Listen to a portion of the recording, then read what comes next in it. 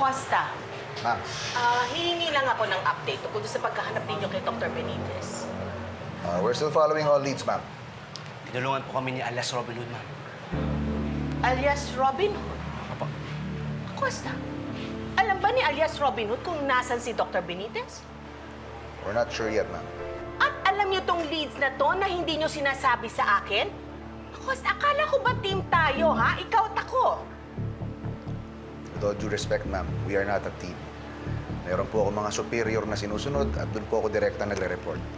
Pag solid na talaga yung lead, tsaka pa lang po ako nagsasabi sa inyo. We have to go. Pupunta po kami ng ospital.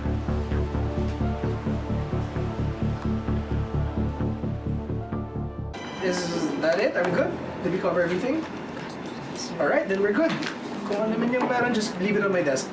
Thanks, guys.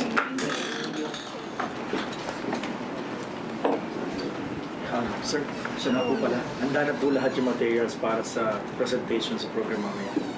Cool, great. Thanks. Parang maliwalas Inspired ba? Wala ko ito, sir. Parang nararamdaman ko lang kasi na may surpresa sa akin ang asawa ko. Surpresa. Which means, parang buntis ulit ang asawa ko. Narinig ko po kasi sila ng mama ko nag-uusap. Congrats! Ay, salamat po, That's sir. good news! Salamat, sir. Ano nangyari? Sige lang. Kunin ko lang po ito, sir. Mauna na po ako. Tara, sabay na ako, sir. Hello? Oh.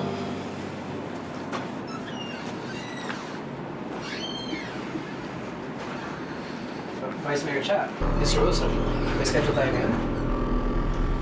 San Mati, tayo may problema. Alias Robin Hood.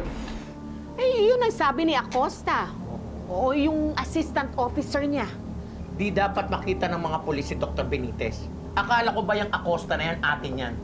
Kami umpisa palang business, may problema na.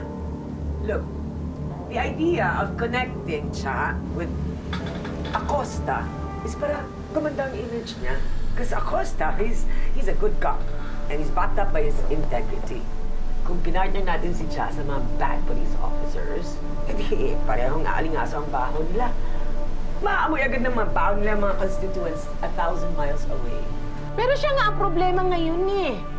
Pero man, hindi nga nagre-report sa akin kaya hindi ko ngayon alam kung anong leads natin dyan kay Dr. Benitez na yan.